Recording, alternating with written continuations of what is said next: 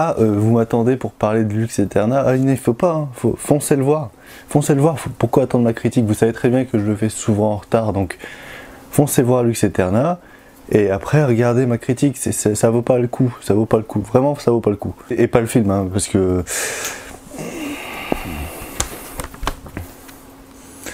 je pense que j'ai bien aimé.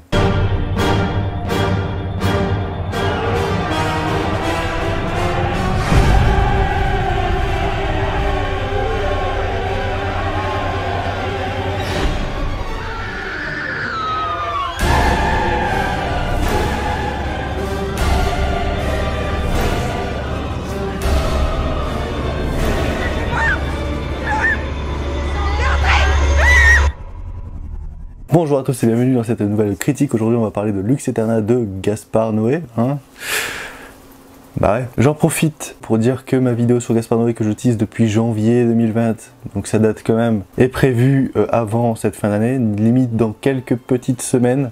Voilà, c'est juste pour vous le dire. Comme ça, vous étonnez pas si vous voyez une vidéo popper et si vous vous étonnez de voir que des critiques avec ces vêtements-là. Parce que je tourne beaucoup de critiques pour être tranquille quelques semaines et pouvoir vous sortir cette vidéo que je vous tease, qui va être sous un autre format auquel je vous ai teasé, parce que la vidéo d'1 heure, j'ai peur que ça soit trop indigeste, donc du coup j'ai tout compacté, ça va je pense être beaucoup plus court. Enfin bref, vous verrez et j'espère que vous ne serez pas déçus. Sinon là on va parler de Lux Aeterna qui raconte l'histoire de Béatrice Dalle, la metteur en scène, qui va engager Charlotte Gainsbourg, l'actrice, pour tourner un film de sorcière alors que le tournage n'a pas encore beaucoup commencé et qui commence déjà avec la scène la plus emblématique du prochain film.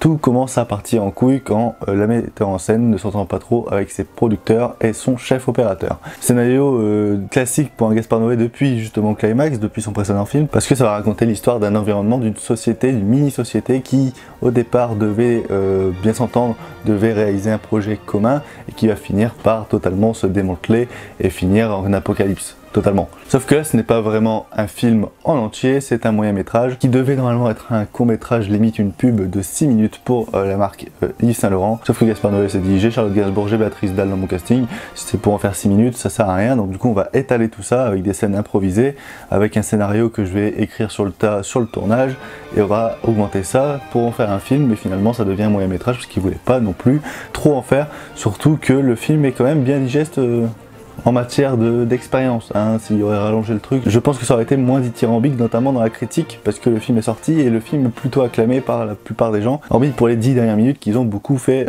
souffrir le grand public. Alors au casting, on y retrouve Béatrice Dalle, Charlotte Gainsbourg, Bailey qu'on avait vu dans The Neon Demon, qui était l'une des dernières survivantes. Bref, c'est elle qui avait mangé l'œil. Pour pas trop spoiler. On la voit également récemment dans la série Lovecraft Country. On a Claude Gajan Moll qui était celle qui a préparé la sangria dans Climax, donc une actrice qui devient un peu récurrente dans la filmographie de Gaspard Noé. Félix Marito qu'on avait vu dans le film Sauvage, mais également dans le chef-d'œuvre qui est 120 battements par minute. Et on remarque aussi dans le casting Karl Klusman qui était le rôle principal de Love. Bref, un casting qui est en même temps jamais apparu dans des films de Gaspard Noé, comme des têtes assez connues de son cinéma. Et c'est un petit peu normal parce qu'il va prendre une histoire qu'on n'a jamais vraiment vue de Gaspard Noé, et en même temps il va faire une sorte d'allégorie de ce que lui peut subir lors des plateaux de tournage ou de ce qu'il ne veut pas subir. Donc c'est bien d'avoir des acteurs connus de son cinéma dans le grand tournage, dans ce film qui va représenter un peu un tournage à la Gaspard Noé, un tournage cauchemar de Gaspard Noé, là où lui est très casanier, il a envie d'être très tranquille et il n'a pas envie d'avoir quelqu'un qui le filme à longueur de journée, ou les critiques, ou la presse qui vient le casser les couilles pour des anecdotes,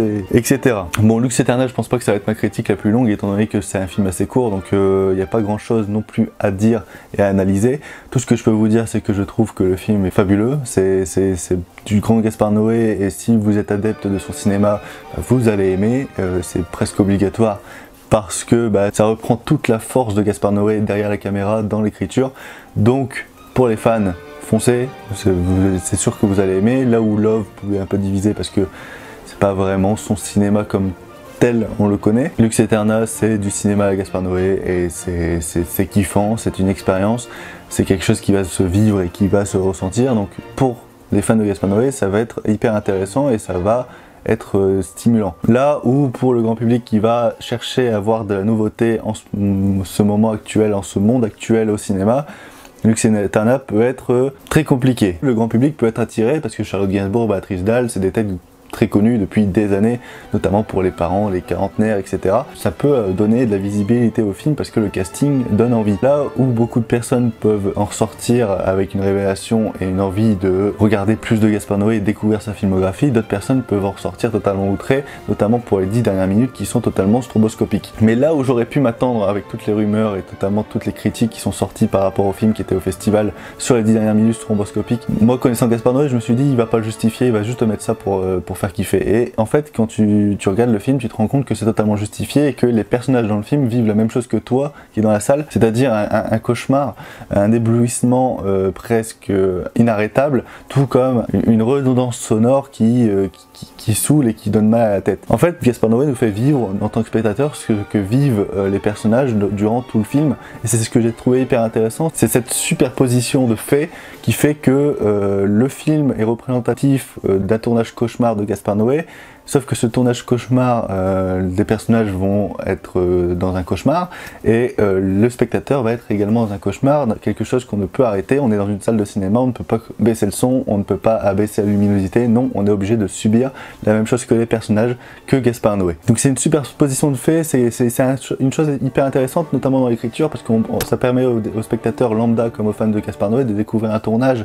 de voir que le cinéma c'est pas tout beau, tout clair, et que des fois le chef opérateur et le réalisateur n'arrivent pas à se mettre en accord, et que tout peut partir en couille et que le tournage peut être un enfer. Et c'est en là que le film est hyper intéressant, c'est dans son fond et dans l'expérience qu'on va vivre, parce que après c'est vrai que le scénario c'est un Gaspard Noé, ça va pas non plus très loin, les dialogues sont en partie et beaucoup trop de fois improvisés, il y a peu de choses écrites. C'est vraiment Gaspard Noé qui va voir une pièce et qui va faire bah tiens Béatrice, on va faire un plan sur toi en train de péter un câble dans ce couloir et ça va être cool parce qu'il y a des néons verts. C'est vraiment un délire de Gaspard Noé, c'est un délire de réalisateur et c'est totalement compréhensible. Mais je vais éviter de m'attarder trop sur les sujets que je vais parler dans ma prochaine vidéo, hein. Je vais vraiment parler de Lux Eterna parce que c'est vrai que ça c'est beaucoup de sujets que je vais traiter dans la grosse rétrospective. Beaucoup ont dit aussi, parce que j'ai regardé des vidéos de mes collègues vidéastes, on dit que le film aurait pu se rallonger parce que justement le film est beaucoup de fois en split screen en deux parties, où on va avoir une scène avec Béatrice Dalle sur la gauche et une scène avec Charlotte Gainsbourg sur la droite. Non, ça sert à rien d'éviter le split screen et de mettre les scènes à la suite, parce que pour moi le split screen veut dire bah, regardez tout ce qui se passe en même temps, à quel point le tournage est cauchemardesque, parce que c'est vrai que ça peut être chiant, des fois tu peux pas trop suivre machin, mais en fait ça permet à toi spectateur de te concentrer sur une action, l'action qui t'intéresse le plus. C'est vrai que ces dialogues qui se superposent etc, bah, c'est l'effet de masse, c'est l'effet de foule, c'est l'effet de cauchemar d'enfer, donc ça donne un point en plus à ton expérience, ça donne quelque chose en plus à bouffer pour toi, et en plus ça te permet de montrer deux actions qui se passent simultanément en même temps dans la fiction. Et beaucoup parlent aussi de cette scène de 10-15 minutes de conversation entre Béatrice Dalle et Charlotte Gainsbourg qui est totalement improvisée. Oui, elle est super, oui les dialogues et oui l'improvisation est parfaite, et en plus ça permet de rendre un point de comique, un point d'accroche à ces deux personnages auxquels on s'attache très vite suite à cette discussion pré-production. T'as déjà brûlé sur un bûcher? Non, j'ai jamais brûlé sur un bûcher, mais j'ai brûlé sous une tente. Après, voilà, les images sont magnifiques. Je sais pas si c'est Benoît Deby qui fait la photographie.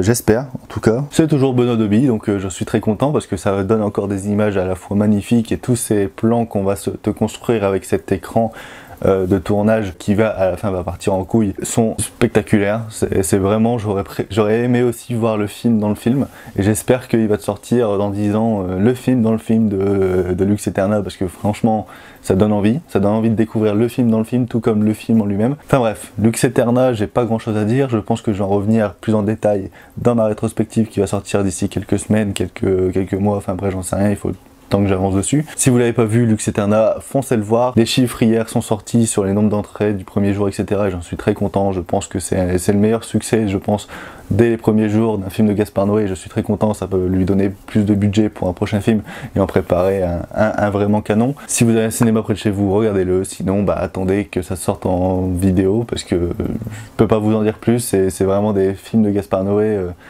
C'est dans très peu de salles en France, donc Là je peux pas vous dire, mais si vous l'avez à moins de 30 km de chez vous, ou même plus, ou que des fois vous êtes prêt à vous taper 1 heure de route pour aller voir le film, bah visitez la ville à côté, faites du tourisme, c'est cool. Allez voir Lusitana, c'est une claque, c'est génial. C'est une expérience à vivre au moins une fois au cinéma, parce que c'est sur votre télé, ça va pas être la même chose, puisque vous allez pouvoir baisser le son, baisser la luminosité.